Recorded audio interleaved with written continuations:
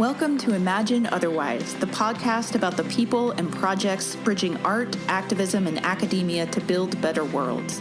Episodes offer in-depth interviews with creators who use culture for social justice and explore the nitty-gritty work of imagining otherwise. I'm your host, Cathy Hannabach. Welcome to the Imagine Otherwise podcast, which is produced by Ideas on Fire, an academic editing and consulting agency helping progressive, interdisciplinary scholars write awesome texts, enliven public conversations, and create more just worlds. This is episode 28, which is brought to you by our Grad School Rockstar Program and Dissertation Rockstar Bootcamp. Our guest today is Zach McDowell, who's an alum of the Rockstar Programs and is here to talk about his work on digital media activism, as well as how he put the Rockstar Programs to use in building his interdisciplinary academic career. Enrollment is now open for the spring programs, and you can find out more about them at ideasonfire.net. So on with the show. Zach McDowell is a research fellow at the Wiki Education Foundation, working on a large interdisciplinary project to evaluate student learning outcomes using Wikipedia-based assignments. He's also a postdoctoral fellow at the National Institute for Digital Government, as well as an instructor at the University of Massachusetts Amherst for the University Without Walls and the School for Public Policy. Zach founded and currently edits the peer-reviewed open access journal Communication Plus One. In the interview, I talk with Zach about the relationship between the open access movement and other social justice movements, how decreasing the so-called digital divide isn't the only thing needed for true media justice, and what it really means when people say that information wants to be free. Thanks so much for being with us, Zach. Thank you, Cathy. So you're currently a research fellow at the Wiki Education Foundation. I'd love for you to tell our listeners a little bit about that organization and what projects are you working on there? So the Wiki Education Foundation is a grant and donation-funded nonprofit that supports bridging academia and Wikipedia through a variety of projects. So most prominently, it's the education program that I've been involved in and which I'm working with, which assists instructors throughout North America in utilizing Wikipedia-based assignments in lieu of traditional papers. It does this without charging any instructors or anybody else. So over the past 6 years, hundreds of instructors and thousands of students have utilized Wikipedia-based assignments in lieu of these traditional papers, to much benefit both to the students' learning as well as Wikipedia itself. Somewhere around 99% of past instructors say they teach with Wikipedia again. And although there's ample evidence to support the benefit to Wikipedia, because during the busy months of the term, students add up to 10% of previously underdeveloped content. Wow, I didn't know that. That's impressive. Yeah, it's really, they do a lot of work. But there's only anecdotal evidence to suggest what the learning outcomes are by using Wikipedia-based assignments, which brings me to what I'm doing. I've been hired as a research fellow. It was for one semester, now it's become like both semesters, to work on a large mixed methods research project to assess learning outcomes of Wikipedia-based assignments. This is a triangulation approach, mixing assessment, qualitative and quantitative surveys, participation data from dashboard and servers, as well as focus groups. And there are over 5,000 students enrolled in 200 classes across North America right now. Wow, that's ambitious. That's what the IRB said to me, too. Well, you've long used Wikipedia in your courses and have kind of advocated, regardless of the topic that you're teaching, advocated open access knowledge production, kind of collaborative knowledge production, kind of getting your students to think creatively and critically about how knowledge and ideas and transformative projects can happen with digital technologies, right? Right.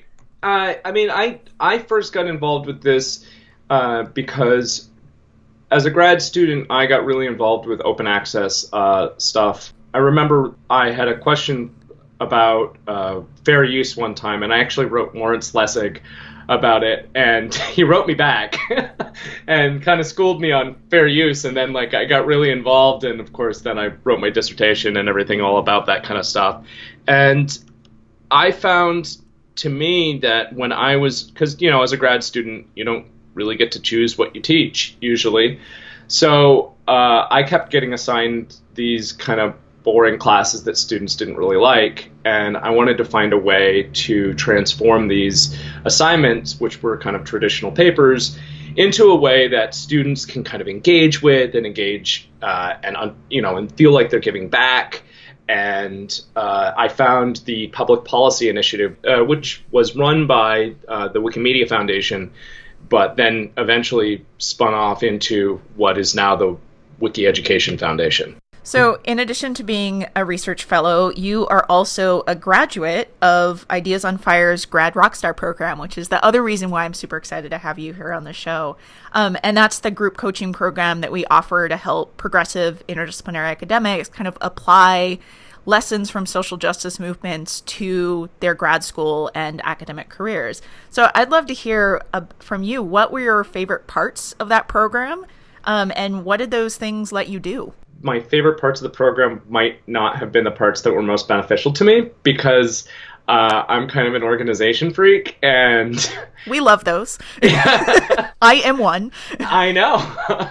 And so that was very compelling to me, although, I was utilizing a lot of those skills beforehand. I think that was my favorite part, because I don't think that enough grad students realize how important that is. And how I've seen so many grad students that they're just constantly crazy and don't know what's going on, and they're like, I have too many things, and I'm like, well, what do you use to organize? And they're like, what are you talking about?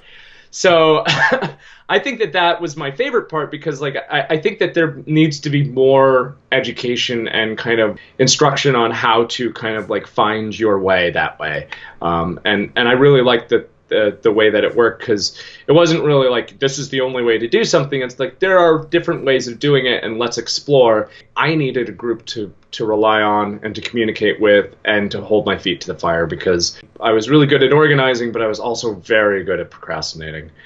And, especially when you're writing comps or dissertation, grad school can be very isolating. So it was a really good place to find some camaraderie and to be able to talk about things outside of my own department, which that can be a little bit strange sometimes. You don't want to complain too much inside your own department, right? True. A lot of folks often talk about how they get nervous or embarrassed or feel like they should already have the stuff together, and so they don't want to talk to people in their department, and they like being able to talk to people who they're not going to run into in the hallway or at the colloquium on Thursday or at a future event or something like that. It's really nice to spread out and to kind of see that we all have a very shared experience, and it's good camaraderie to be able to be supportive. And I made some good friends in the grad school Rockstar program. We're Facebook friends, and we're looking forward to seeing each other at NCA. And so I'm really excited about actually getting to meet them in real life. Nice. So as you were kind of talking a little bit about with your work, your research and your work at the Wiki Education Foundation, you're a longtime advocate of open access as a mode of knowledge production, as a method of research, as a distribution practice. And I'd love to hear more about how you conceptualize open access and why you think this is so important for knowledge production and for distribution. I mean, a lot of people talk about the digital divide, and digital divide means a lot of things to a lot of people. It can mean, things like, age and understanding of, computer systems. It can mean, actually access to having the internet. But really, at the end of it, even when everyone in the world, say, in this future perfect place is perfectly wired up and everybody has access to the internet, we're still going to be talking about access to information.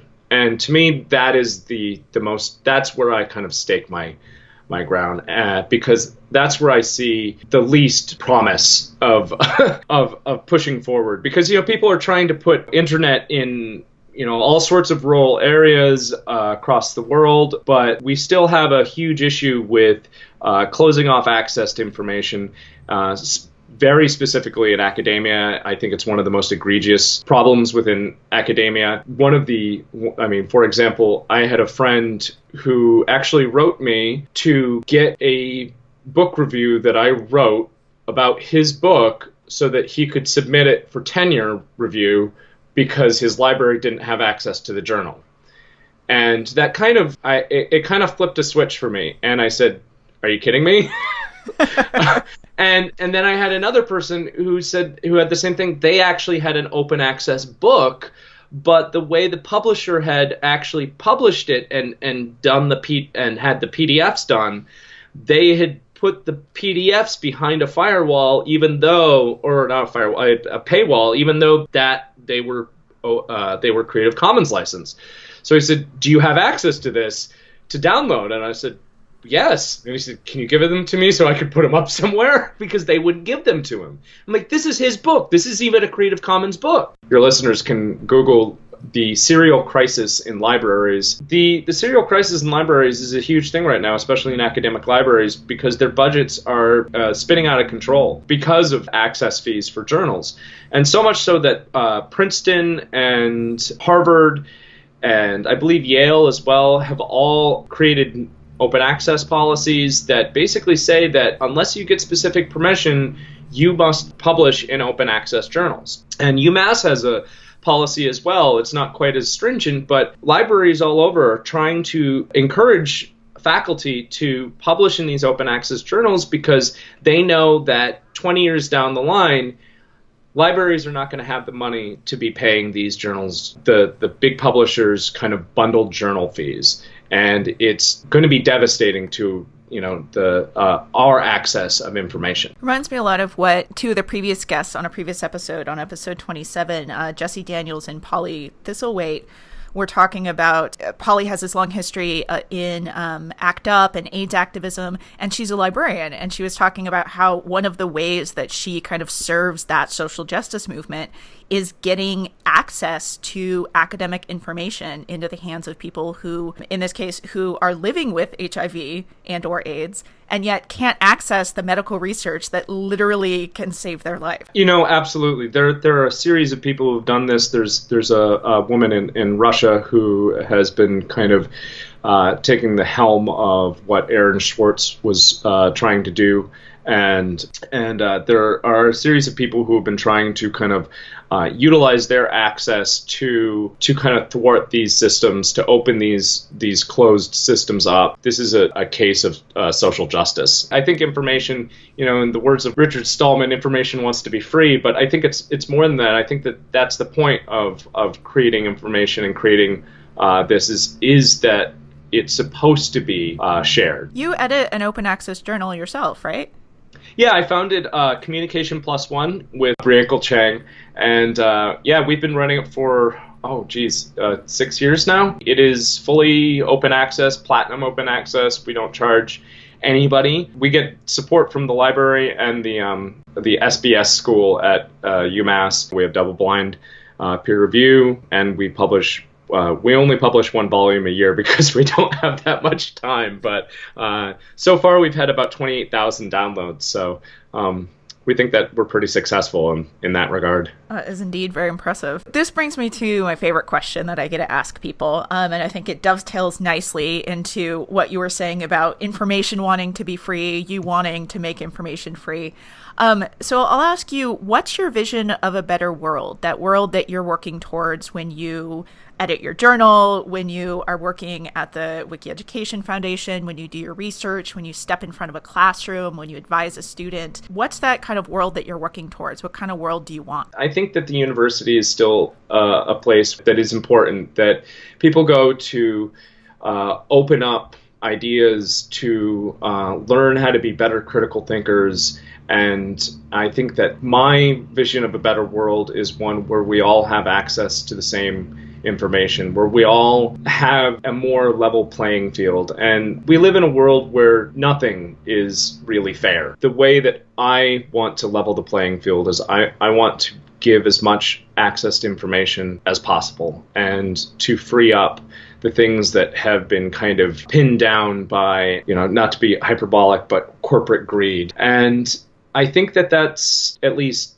getting there. And, I don't know what the perfect world or what that's all going to look like, but I do know that this is a part that I can help, and I can take part in creating that part of that better world, because I think that whatever the better world is not going to be my vision. It's going to be a shared one, and I think that this is going to be part of it. Thank you so much for being with us today. Thank you very much, Cathy. It was great to be here. Thanks for listening to another episode of Imagine Otherwise. Check out our website at ideasonfire.net to listen to full episodes, read show notes, and see links to the people, books, and projects discussed on the show. While you're there, be sure to sign up for our newsletter to find out when new episodes are released and to get tips to help you rock your interdisciplinary career.